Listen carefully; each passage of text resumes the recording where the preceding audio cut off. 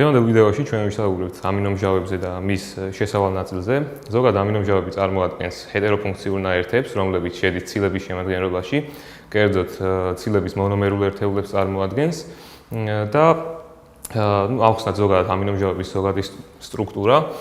ამინომჟავები შეიცავს როგორც კარბოქსილის ჯგუფს, ასევე ამინო ჯგუფს. ორივე ეს ჯგუფი უკავშირდება ალფა ნახშირბადს, ანუ C-ს და აგრეთვე ალფა ნახშირბადთან დაკავშირებულია რადიკალი, რომელიც რეალურად ყველა ამინომჟავას ერთმანეთისგან განასხვავებს.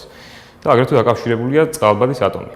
ამინომჟავების კლასიფიცირება, თანამედროვე კლასიფიკაცია დაფუძნებულია მისი რადიკალების პოლარობაზე. გვაქვს არაპოლარული, პოლარული, მჟავა და ფუძე ამინომჟავები. არაპოლარული ამინომჟავებია გლიცინი, ლეიცინი, ფენილალანინი, ალანინი, იზოლეიცინი, ტრიპტოფანი, ვალინი, მეთიონინი და პროლინი. პოლარული ამინომჟავებია თრეონინი, სერინი, ასპარაგინი, ცისტეინი, თიროზინი და გლუტამინი. რაც შეეხება მჟავა ამინომჟავებს, ესენია ასპარაგინი მჟავა, გლუტამინი მჟავა და ფუძე ამინომჟავებში გვაქვს ჰისტიდინი, არგინინი და ლიზინი. გარდა ყოველივე ამისა, ამინომჟავებს გააჩნიათ ოპტიკური იზომერია, რაც იმას ნიშნავს, რომ თითოეულ ამინომჟავას გარდა გლიცინისა, რომელიც ყველაზე მარტივი აგებულების მქონე ამინომჟავაა, აქვს თავისი სარკისებრი გამოსახულება. მათ ერთმანეთში გადასვლა არ შეუძლიათ და რეალურად ისინი სტრუქტურულად და ფუნქციურად არიან ერთნაირი და განსხვავდებიან მხოლოდ და მხოლოდ სინათლის სიბრტყის ბრუნვით. რას ნიშნავს ეს? ანუ გვაქვს შეიძლება იყოს მარჯვნივ ბრუნი და მარცხნივ ბრუნი, იმის მიხედვით თუ საით არის მოქცეული კარბოქსილის ჯგუფი. მარჯვნივ ბრუნ ამინომჟავებს ეწოდებათ L ამინომჟავები, ანუ L იზომერები, ხოლო მარცხნივ ბრუნს ეწოდება D ამინომჟავები, ანუ D იზომერები. და ადამიანებში ვხვდებით, ცოცხალ ადამიანში ვხვდებით მხოლოდ და მხოლოდ L იზომერებს, ანუ L ამინომჟავებს. გარდა ამისა, როგორც ვთქვით, გვაქვს სულ 20 ამინომჟავი, ანუ ბუნებაში გვაქვს უამრავი ამინომჟავა, თუმცა ადამიანი ცილის საშენებლად იყენებს მხოლოდ 20 ამინომჟავას. ამ 20 ამინომჟავიდან 9 ამინომჟავის სინთეზი ადამიანის ორგანიზმს არ შეუძლია და ისინი უნდა მიიღოს მხოლოდ საკვები პროდუქტებიდან. ამიტომაც ამ ამინომჟავებს ეწოდებათ ესენციური, ანუ შეუცვლელი ამინომჟავები და ესენია ლეიცინი, ფენილალანინი, იზოლეიცინი, ტრიპტოფანი, ვალინი, მეთიონინი, თრეონინი, ჰისტიდინი და ლიზინი. როგორც უკვე ვახსენეთ, გვაქვს არაპოლარული და პოლარული ამინომჟავების გარდა გვაქვს მჟავა და ფუძე ამინომჟავები და მოდი უფრო ღრმად განვიხილოთ თუ რას ნიშნავს ამინომჟავის მჟავურობა ან ფუძე თვისებები. ამისათვის ჯერ ავხსნათ თუ რა არის PKA. PKA ეს არის მჟავას დისოციაციის კონსტანტა და მისი მაჩვენებელი აღნიშნავს თუ რამდენად ძლიერია ან სუსტია მჟავა. მჟავა შესაძლოა ხსნარში შეგვხვდეს როგორც არადისოცირებული, ასევე დისოცირებული ფორმით და რაც უფრო ძლიერია მჟავა, უფრო მეტად მიდრეკილია წყალბადის იონების გაცემისაკენ და მისი PKA არის უფრო დაბალი. ხოლო რაც უფრო მაღალია PKA, შესაბამისად ნივთიერებას გააჩნია უფრო სუსტი მჟავა თვისება და უფრო ძლიერი ფუძე თვისება, რაც იმას ნიშნავს, რომ ეს ნივთიერება მიდრეკილია ხსნარიდან პროტონის ან წყალბადის იონის მითვისებისაკენ. ეხლა განვიხილოთ PKA-სა და pH-ის ურთიერთდამოკიდებულება. აქ გვაქვს მოყვანილი ფორმულა, რომლის მიხედვითაც PKA და pH-ი მხოლოდ მაშინ იქნება ტოლი, თუ ხსნარში დისოცირებული ნივთიერებისა და არადისოცირებული ნივთიერებების რაოდენობა იქნება, უпростоრად ნივთიერების დისოცირებული ფორმა და არადისოცირებული ფორმა იქნება თანაბარი, რაც იმას ნიშნავს, რომ მათი განაყოფი იქნება 1, 1-დან ლოგარითმი, 1-ის ლოგარითმი არის 0-ის ტოლი და შესაბამისად ფორმულიდან გამომდინარე ამ შემთხვევაში pH-ი იქნება PKA-ს ტოლი.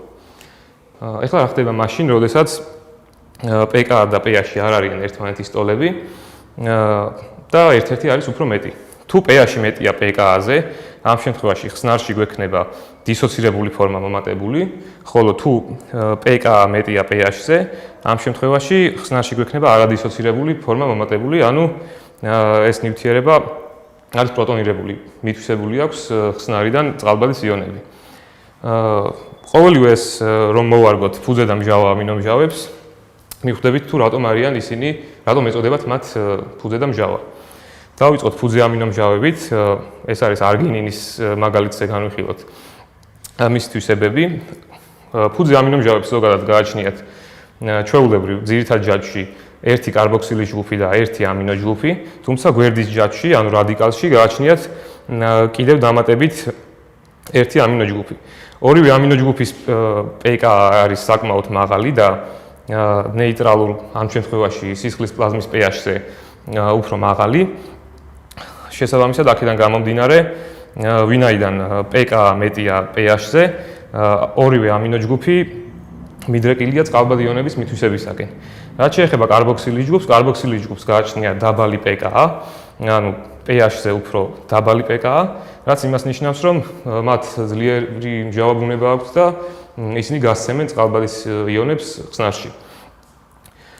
დაუშვათ პირობითად ავიღოთ, რომ ხსნარში გვაქვს 5 წყალბადის იონი, მივიღებთ, რომ ფუძე ამინომჟავას შემთხვევაში COOH, ანუ კარბოქსილის ჯგუფი, რომელიც არის ძლიერი მჟავა ბუნების, გასცემს ერთ წყალბადის იონს და ხსნარში გავიხდება 6 წყალბადის იონი, ანუ მოიმატეს წყალბადების რაოდენობა. თუმცა ერთ წყალბადის იონს აგრეთვე მიითვისებს ამინო ჯგუფი ხსნარიდან და გვექნება ისევ 5 წყალბადის იონი და ვინაიდან, როგორც წეგან ვახსენეთ, ფუძე ამინომჟავებს გააჩნიათ კიდევ დამატებით ერთი ამინო ჯგუფი, ის აგრეთვე ერთ სხვა იონს მიითვისებს, დაიკავშირებს და საბოლოო ჯამში დაგვრჩება 4 წყალბადის იონი პირობითად და ხსნარში ჯამური რაოდენობა წყალბადის იონების შემცირდება, რაც იმას ნიშნავს, რომ მისი მჟაურობა შემცირდება და pH-ი გაიზრდება, ანუ ხსნარის გატუტიანება მოხდება. სწორედ ამიტომ ეწოდება ამ ამინომჟავებს ფუძე ამინომჟავები. პირიქით ხდება მჟავა ამინომჟავების შემთხვევაში, აქ გვაქვს ძირითად ჯაჭვში გვაქვს ერთი ამინო ჯგუფი და ერთი კარბოქსილის ჯგუფი, თუმცა გვერდის ჯაჭვში გვაქვს აგრეთვე კიდევ დამატებით ერთი კარბოქსილის ჯგუფი და რომელთა ორივეს pK საკმაოდ დაბალია, pH-ზე უფრო დაბალია და ორივე მიდრეკილია წყალბადის იონების გაცემისაკენ.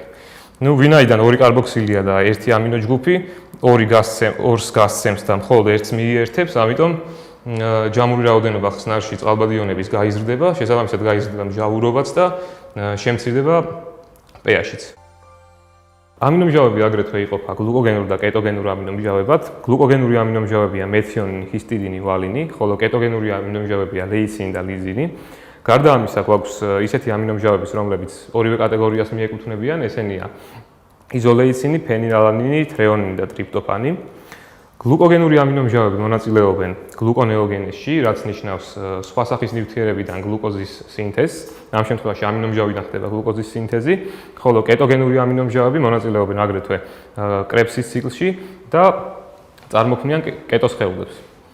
ვისაუბროთ აგრეთვე იმ დაავადებაზეც, რომელიც ასოცირებულია ამინომჟავების სინთეზის დარღვევასთან.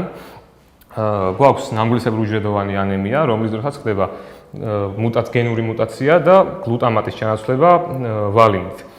ვალინი წარმოადგენს ჰიდროფობურ ამინომჟავას, რაც საბოლოო ჯამში იწვევს ჰემოგლობინის მოლეკულის ხსნადობის შემცირებას და ხსნადობა შემცირებული ჰემოგლობინის მოლეკულა ირღვევა და ხდება მისი დალექვა ერითროციტის მემბრანაზე, რაც საბოლოო ჯამში აკარგვინებს მას ფუნქციასაც და აგრეთვე ფორმას უცვლის ერითროციტს და აძლევს ერთგვარ ნამგლისებურ ფორმას.